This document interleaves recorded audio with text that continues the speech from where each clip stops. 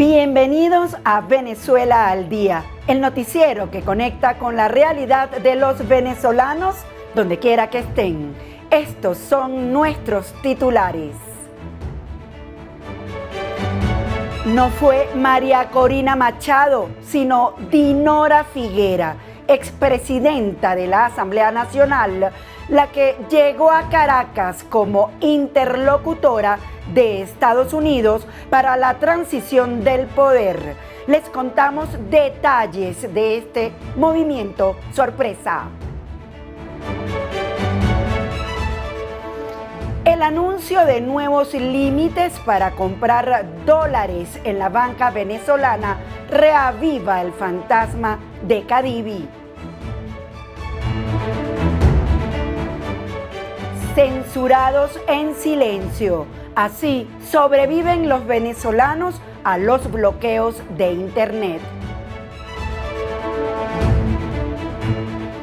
Rueda la segunda balota en Colombia, donde este domingo se elige al nuevo presidente de la República, en medio de una polarización que podría cambiar el futuro de las relaciones con Venezuela.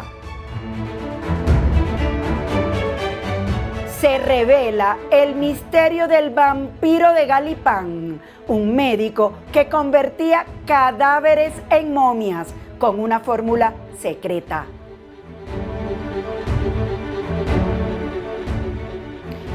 Comenzamos con lo último, porque Estados Unidos sorprendió al activar una nueva mesa de negociación entre la oposición y el chavismo, sentando frente a frente al Parlamento opositor de 2015 y al actual legislativo chavista. El movimiento tiene como protagonistas a Dinora Figuera y Jorge Rodríguez, en una jugada que busca impulsar una ruta de transición política. Estados Unidos sacudió el tablero político venezolano al designar a Dinora Figuera, expresidenta de la Asamblea Nacional de 2015, como interlocutora en reuniones con Jorge Rodríguez, jefe del Parlamento chavista.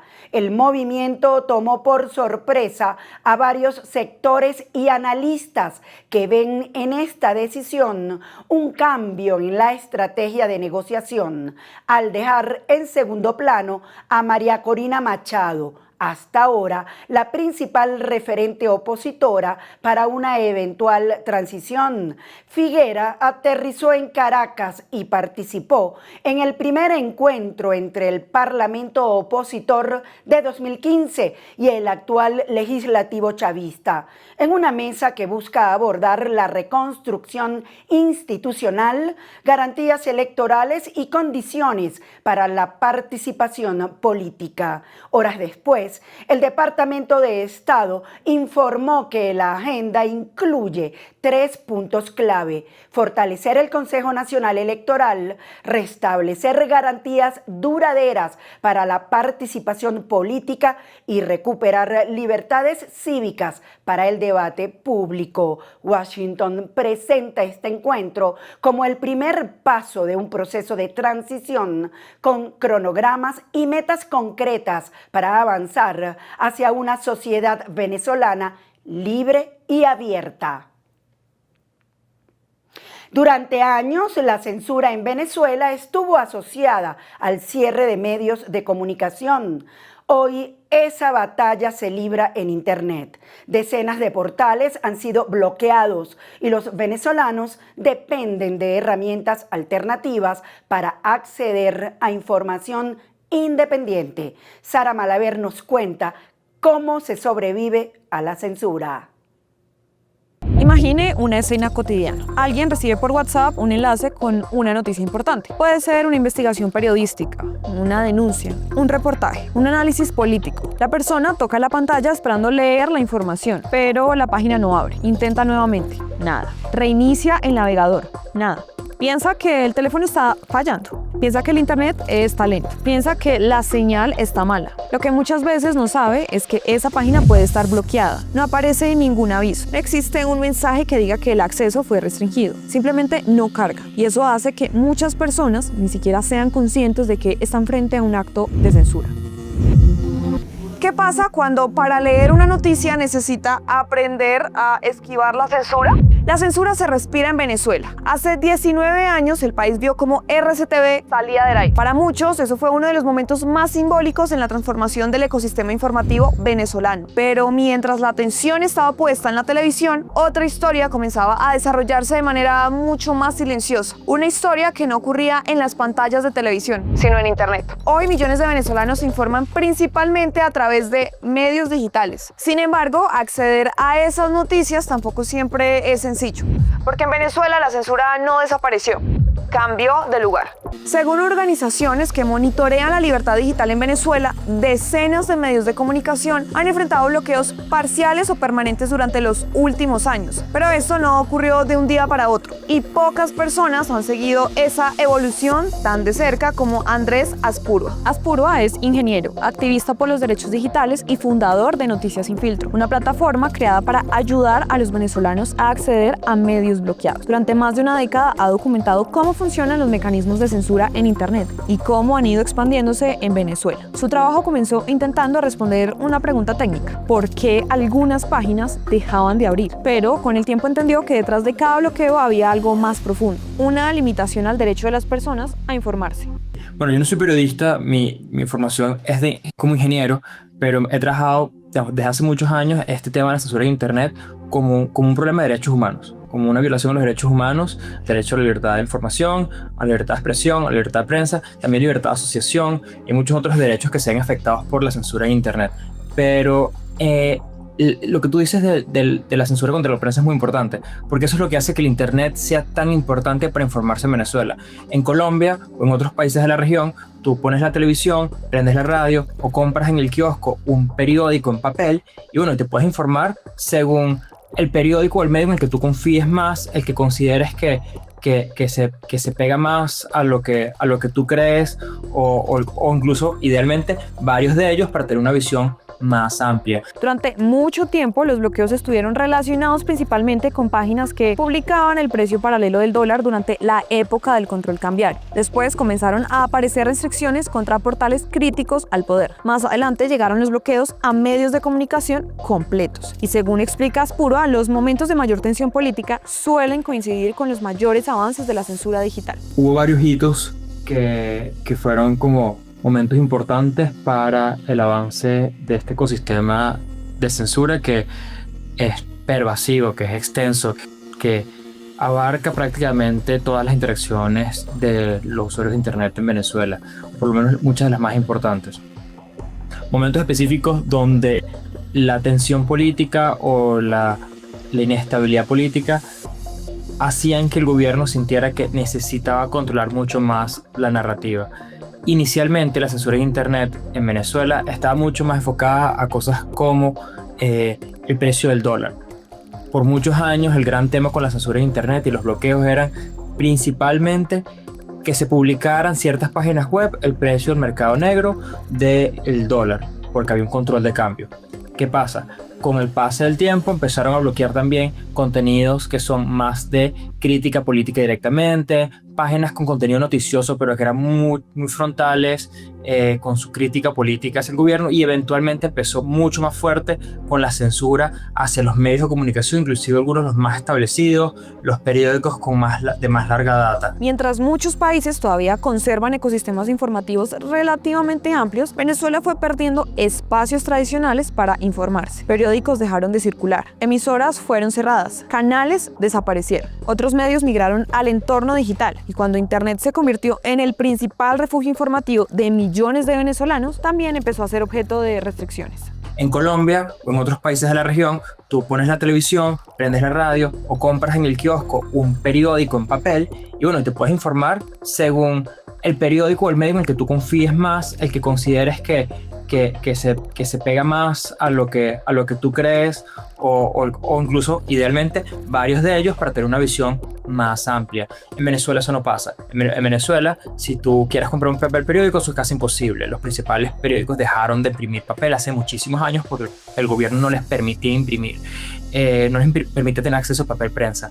En la radio se siente completamente atemorizada porque constantemente cierran radios, le quitan licencias de transmisión y la mayoría de las principales radios de Venezuela, de las más serias, las que la gente más escucha, tienen años operando sin que les renueven realmente la concesión. Eso significa que están operando de facto, digamos, con la aprobación del regulador de las telecomunicaciones, pero al no tener una licencia en curso, ese permiso para seguir operando se lo pueden quitar en cualquier momento de manera, digamos, completamente arbitraria. El problema es que tampoco resulta sencillo. Muchas personas llegan a las noticias a través de redes sociales. Ven un titular, hacen clic y la página no abre. En ese ecosistema informativo donde la gente no tiene opciones para informarse, la gente solo se informa por internet.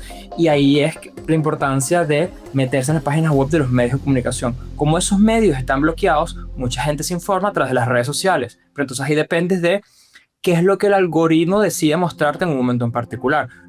Tú no tienes la capacidad de buscar, bueno, quiero ver la página principal del medio en el que yo más confío, a ver qué es lo que hay ahí para informarme, abrir la noticia que me parece. Me salen algunas noticias por redes sociales y ¿qué pasa? Cuando hago clic en el enlace, en la inmensa mayoría de las veces no te va a abrir esa página web, porque la página web está bloqueada. Frente a ese escenario aparecieron distintas herramientas para intentar superar los bloqueos. La más conocida es probablemente el VPN, pero incluso esa solución tiene sus limitaciones. Un VPN funciona como una especie de túnel que dificulta que el proveedor de internet identifique qué página está visitando una persona. En teoría suena sencillo, en la práctica no siempre lo es. Hay que descargar aplicaciones, crear cuentas, recordar contraseñas, aprender conceptos técnicos y muchas veces pagar suscripciones.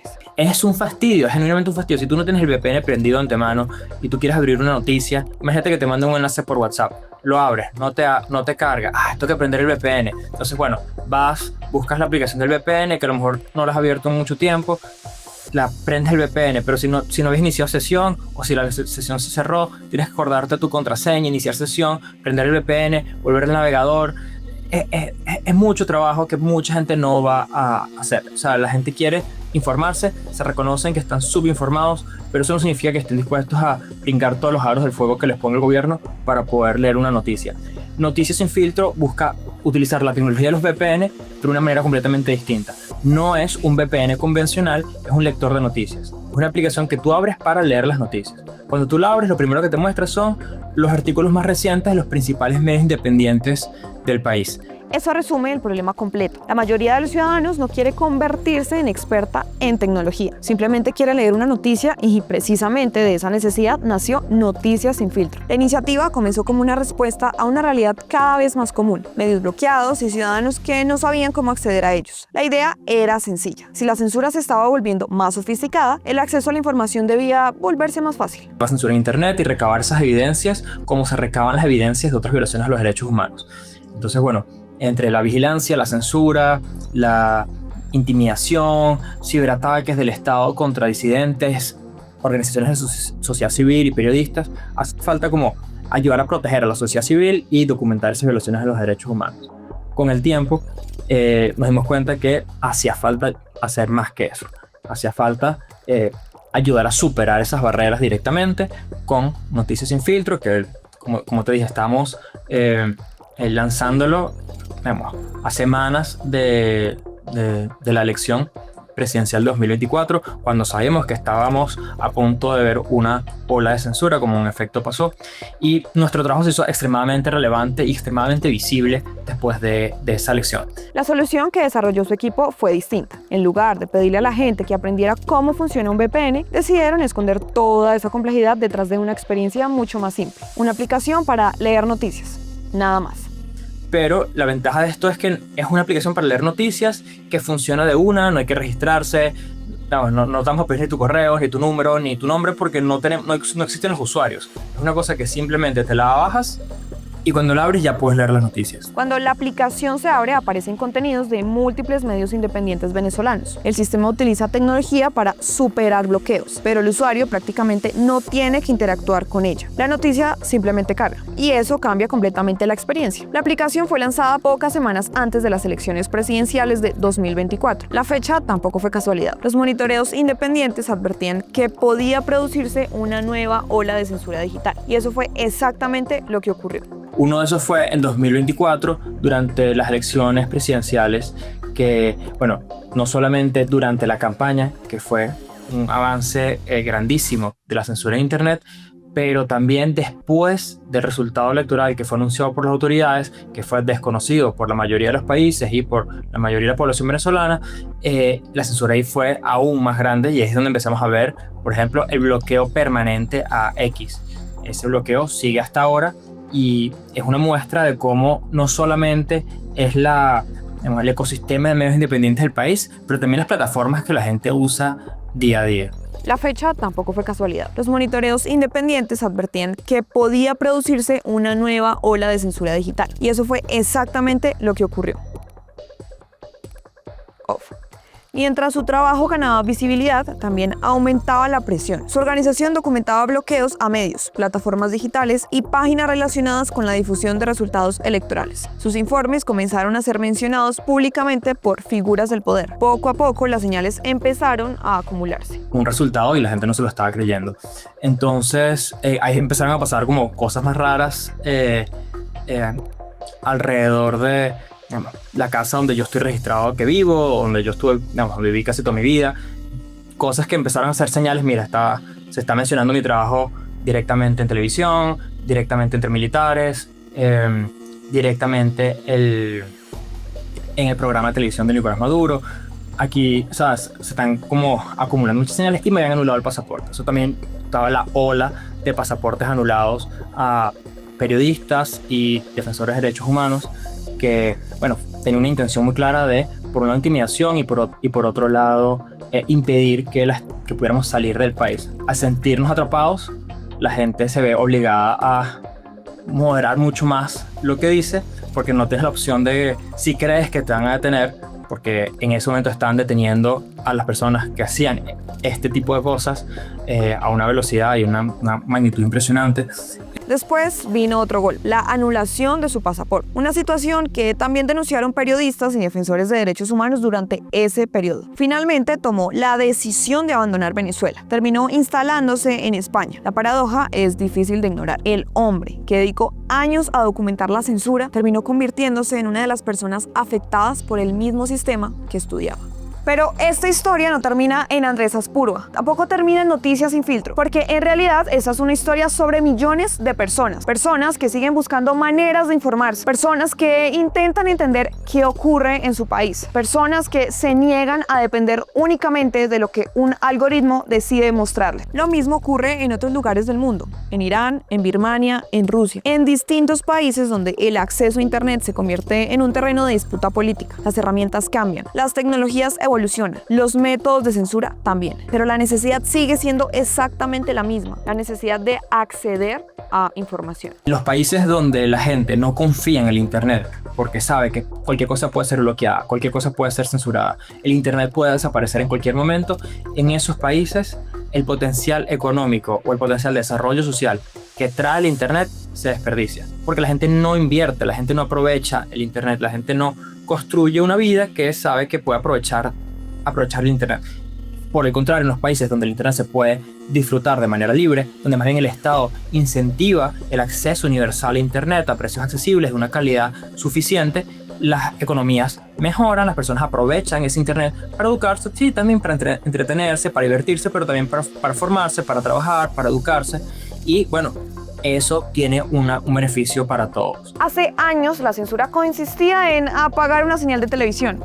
Hoy puede consistir en algo mucho más discreto.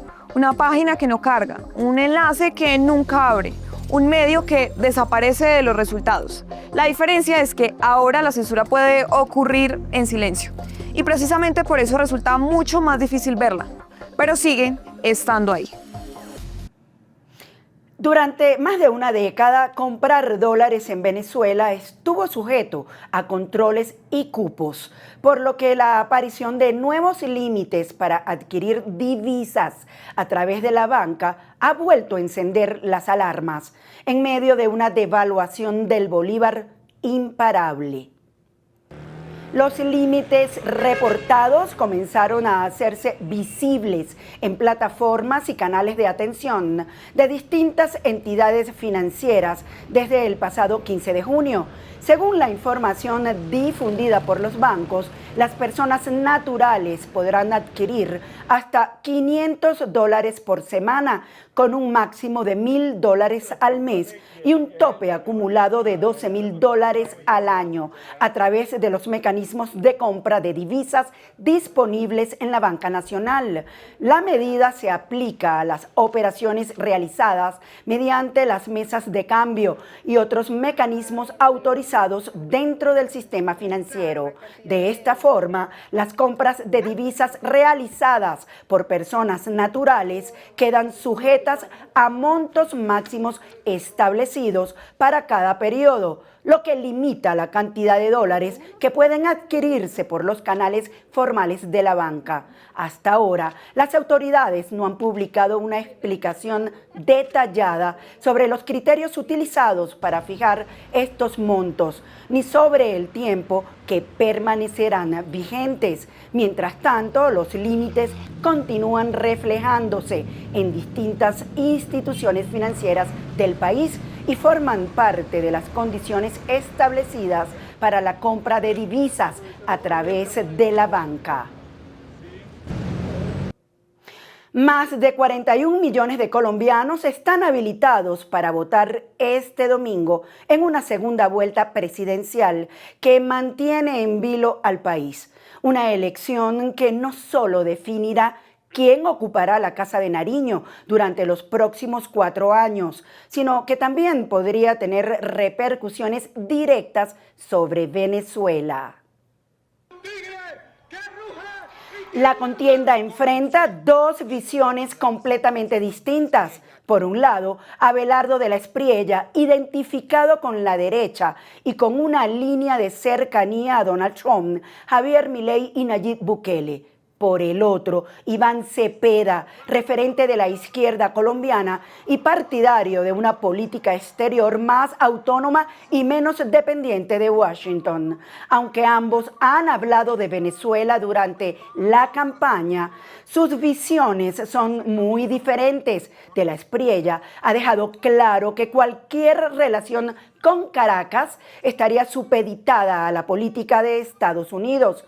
Su apuesta es alinearse con Washington y respaldar la presión internacional para una transición democrática en Venezuela. Cepeda, en cambio, apuesta por mantener el canal directo con Caracas y continuar la normalización de las relaciones bilaterales, priorizando temas como la migración, el comercio, la seguridad fronteriza, la educación, el turismo y la salud.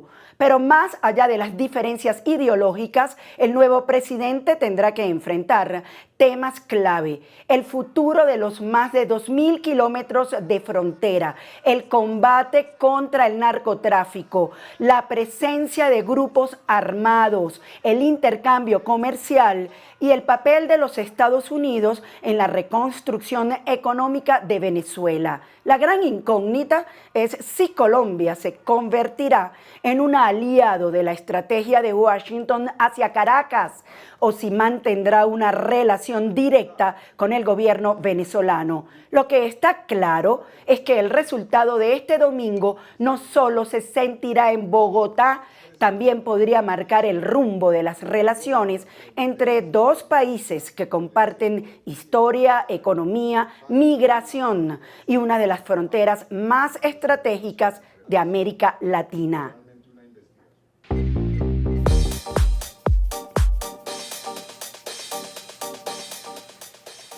En las montañas de Venezuela, cientos de personas aseguran que alguien observa por las noches. Momias, vampiros y la muerte misma construyen esta historia. Viajaremos con David Díaz a Galipán para conocer al doctor que venció a la muerte. Existe un rincón en Venezuela en el que la muerte nunca fue el final. Esta historia incluye momias, oscuridad y un doctor alemán muy misterioso cuya historia aterroriza hasta el día de hoy. Vamos a conocer la leyenda de Galipán. En las montañas que separan Caracas del Mar Caribe, existe una casa en ruinas donde, según cuentan los habitantes de la zona, la muerte era solo un paso más. Durante décadas, viajeros y excursionistas han hablado de un médico capaz de convertir cadáveres en momias perfectas con una simple inyección. Un hombre al que algunos llamaban científico y otros, sin dudarlo, llamaban monstruo. Su nombre era Gottfried Notch, aunque la historia terminaría recordándolo con un apodo mucho más inquietante, el vampiro de Galipán. Todo comienza en el siglo XIX. Gottfried August Notch nació en Alemania en 1813, en una Europa que vivía una auténtica revolución científica. La medicina estaba cambiando rápidamente, los médicos comenzaban a comprender mejor el funcionamiento del cuerpo, surgían nuevos tratamientos y la ciencia parecía capaz de resolver misterios que durante siglos habían permanecido ocultos. Notch estudió medicina en la Universidad de Friburgo y, tras graduarse, decidió emprender un viaje que cambiaría por completo su vida. Como muchos europeos de la época, vio en América una tierra llena de oportunidades y a mediados del siglo XIX llegó a Venezuela. Se instaló inicialmente en La Guaira, uno de los puertos más importantes del país. Allí comenzó a ejercer como médico y pronto ganó reconocimiento por sus conocimientos y por su disposición para atender tanto a personas adineradas como a pacientes de escasos recursos. Los registros históricos describen a Notch como un profesional respetado, culto y dedicado. Sin embargo, detrás de esa imagen también existía una personalidad profundamente curiosa. Mientras otros médicos se concentraban en curar enfermedades, él parecía fascinado por una pregunta mucho más inquietante. ¿Qué ocurre exactamente con el cuerpo humano después de la muerte? Era una cuestión que obsesionaba a científicos de todo el mundo. Durante siglos, culturas como la egipcia habían desarrollado complejos métodos para preservar cadáveres, pero aquellos procedimientos requerían extraer órganos y realizar procesos largos y costosos. Notch creía que debía existir una forma más sencilla, una manera de detener la descomposición sin recurrir a las técnicas tradicionales, y estaba decidido a encontrarla. Lo que comenzó como una investigación médica terminaría convirtiéndose en una de las historias más extrañas y perturbadoras de toda América Latina. Porque según cuentan quienes conocieron su trabajo, el médico alemán no solo quería estudiar la muerte, quería aprender a vencerla. Con el paso de los años, el Dr. Notch comenzó a alejarse cada vez más del bullicio de La Guaira. Buscaba un lugar tranquilo, con aire fresco y suficiente privacidad para continuar sus investigaciones sin interrupción. Lo encontró en las montañas del Ávila, en una pequeña localidad conocida como Galipán, un poblado rodeado de bosques, neblina y profundos barrancos que incluso hoy parecen separados del resto del mundo. Allí adquirió una hacienda llamada Buenavista, ubicada a más de 1000 metros de altura sobre el nivel del mar. Desde ese punto privilegiado podía observar tanto las montañas como el Mar Caribe. Pero el aislamiento del lugar era precisamente una de sus mayores ventajas. A finales del siglo XIX, llegar hasta allí no era sencillo. No existían carreteras modernas ni sistemas de transporte rápidos. El acceso requería recorrer largos caminos de montaña, lo que convertía a la propiedad en un lugar ideal para quien deseaba trabajar lejos de miradas indiscretas. Y eso era exactamente lo que Notch necesitaba. Dentro de la hacienda instaló su residencia, un laboratorio y varias estructuras destinadas a sus experimentos. Con el tiempo también construyó un mausoleo familiar donde planeaba depositar los cuerpos preservados mediante su método. Poco a poco, los habitantes de la región comenzaron a notar movimientos extraños alrededor de la propiedad, visitantes que llegaban y se marchaban en horarios inusuales, cajas y materiales transportados hasta la montaña y, sobre todo, el hermetismo absoluto con el que el médico manejaba sus investigaciones. Aquello bastó para despertar rumores. En una época sin internet, sin fotografías difundidas masivamente y donde las historias viajaban de boca en boca, cualquier misterio podía crecer rápidamente. Los vecinos empezaron a especular sobre lo que ocurría tras las paredes de la hacienda. Algunos aseguraban que el doctor realizaba experimentos revolucionarios y otros creían que estaba llevando a cabo prácticas prohibidas, y no faltaron quienes afirmaban que al caer la noche podían verse figuras inmóviles asomadas en las ventanas de la casa. Con cada nueva historia, la reputación de Buenavista se volvía más inquietante. La hacienda dejó de ser simplemente el hogar de un médico alemán para convertirse en un lugar rodeado de secretos. Un sitio donde, según la leyenda, los muertos jamás abandonaban realmente la casa, y sería precisamente allí, entre la neblina de las montañas de Galipán, donde nacería la leyenda del hombre que desafió la muerte. Pero si hay algo que convirtió al Dr. Notch en una figura casi legendaria, fue que, por increíble que parezca, sí llegó a inventar una misteriosa sustancia cuya composición exacta nadie logró descubrir. A finales del siglo XIX, conservar un cadáver durante largos periodos de tiempo era un proceso complejo. Los métodos más conocidos requerían extraer órganos internos, utilizar grandes cantidades de químicos y realizar procedimientos que podían tomar días o incluso semanas. Sin embargo, Notch aseguraba haber encontrado una alternativa mucho más eficiente. Según diversos testimonios de la época, el médico alemán había desarrollado una fórmula capaz de preservar un cuerpo prácticamente intacto mediante una simple inyección. Una vez introducida en el sistema circulatorio, la sustancia parecía tener el avance natural de la descomposición, permitiendo que los tejidos se conservaran durante años. Lo verdaderamente sorprendente era que, según quienes afirmaban haber visto los resultados, el procedimiento no requería retirar órganos ni someter el cuerpo a los complejos procesos utilizados en otras técnicas de momificación. Para muchos, aquello parecía imposible. Para otros, era una auténtica revolución científica, y para algunos más, era algo tan extraordinario que solo podía explicarse mediante fuerzas oscuras. Lo cierto es que Notch nunca reveló públicamente la composición completa de su fórmula. A diferencia de otros científicos que compartían sus descubrimientos con la comunidad académica, él mantuvo el secreto bajo estricta reserva.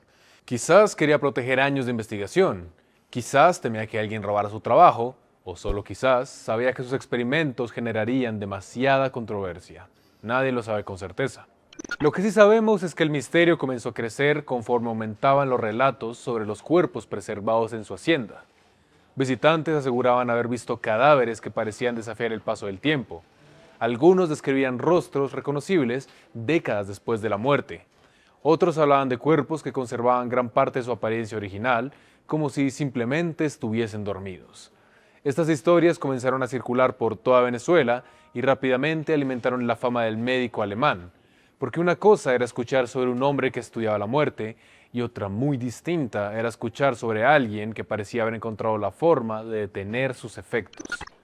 Sin embargo, la historia tendría un giro aún más inquietante, porque entre todos los cuerpos que supuestamente pasaron por el laboratorio de Notch, hubo uno que terminaría convirtiéndose en el símbolo más famoso de toda la leyenda. Se afirma que uno de los primeros cuerpos preservados por Notch pertenecía a un soldado fallecido durante la Guerra Federal. Después de momificarlo, habría vestido el cadáver con uniforme militar y lo habría colocado de pie en la entrada a la propiedad para vigilar el lugar. Quienes pasaban cerca creían ver un vigilante inmóvil. Solo al acercarse descubrían que no se trataba de una persona viva. Con el tiempo, esta historia convirtió la hacienda en un sitio que muchos preferían evitar. Así, el propio doctor terminó siendo protagonista de numerosos rumores. Algunos vecinos comenzaron a llamarlo el vampiro de Galipán. Se decía que trasladaba cadáveres hasta su laboratorio y que realizaba experimentos durante la noche. Incluso surgieron versiones que aseguraban que inyectaba su misteriosa sustancia a personas agonizantes antes de que murieran. Sin embargo, no existen pruebas sólidas que confirmen esas acusaciones. La mezcla entre hechos reales, mito popular y tradición oral terminó construyendo un personaje casi sobrenatural. De igual forma, diversos relatos sostienen que familiares y colaboradores fueron preservados tras fallecer y colocados en el mausoleo construido dentro de la propiedad. Y según la tradición local, el propio médico dejó instrucciones para que su cuerpo recibiera el mismo tratamiento cuando llegara su hora. Así, incluso después de muerto, seguiría demostrando la eficacia de su invento. Irónicamente, la historia del hombre que desafiaba la muerte alcanzó su mayor fama después de que partió de este mundo. Tras el fallecimiento de Notch, la hacienda quedó prácticamente abandonada. Con los años sufrió saqueos, deterioros y el paso implacable de la naturaleza. Las momias originales desaparecieron o fueron destruidas, mientras la vegetación comenzó a cubrir lentamente las estructuras. Hoy apenas permanecen ruinas, algunos sarcófagos vacíos y reconstrucciones que recuerdan el aspecto que alguna vez tuvo el lugar. Pero eso no ha detenido las historias. Excursionistas cuentan haber escuchado pasos entre la niebla. Otros afirman sentir que alguien los observa mientras recorren el antiguo mausoleo. También existen relatos sobre apariciones, sombras y figuras humanas que desaparecen en cuestión de segundos. No hay evidencia científica que respalde estos testimonios, pero las leyendas continúan transmitiéndose de generación en generación y eso convierte al sitio en uno de los lugares más misteriosos de Venezuela. Pero para cerrar, ¿qué hay de cierto en la fantasía de todo esto? Porque aunque muchas de las historias que rodean al llamado vampiro de Galipán pertenecen al terreno de la leyenda, el Dr. Gottfried Notch fue una persona real. Existen registros de su vida, de sus investigaciones sobre la preservación de cadáveres y de la hacienda que tuvo en las montañas venezolanas. Sin embargo, con el paso de los años, los hechos documentados comenzaron a mezclarse con rumores, testimonios imposibles de comprobar y relatos transmitidos de generación en generación. ¿Realmente existió el soldado momificado que custodiaba la entrada? ¿Era tan efectiva su fórmula secreta como aseguraba quienes la vieron? ¿O parte de la historia fue creciendo con la imaginación popular? Más de un siglo después de su muerte, esas preguntas siguen sin respuesta. Y quizás sea esa la razón por la que la leyenda del Dr. Notch continúa viva. Porque en ocasiones los misterios más inquietantes no son aquellos que desconocemos por completo, sino aquellos en los que resulta imposible distinguir dónde termina la realidad y dónde comienza la leyenda. Y así culminamos una nueva emisión. Los invitamos para el próximo lunes. Les tendremos el análisis de los resultados de las elecciones presidenciales en Colombia y, por supuesto, el impacto de estos resultados en Venezuela. Los invito a seguir conectados con Venezuela al Día Oficial en nuestro canal de YouTube, @Venezuela al Día Oficial. Síganos también en nuestras redes sociales de Facebook, TikTok e Instagram. Soy Yasmín América Velasco y les recuerdo que donde está un venezolano está Venezuela al Día. Hasta el próximo lunes.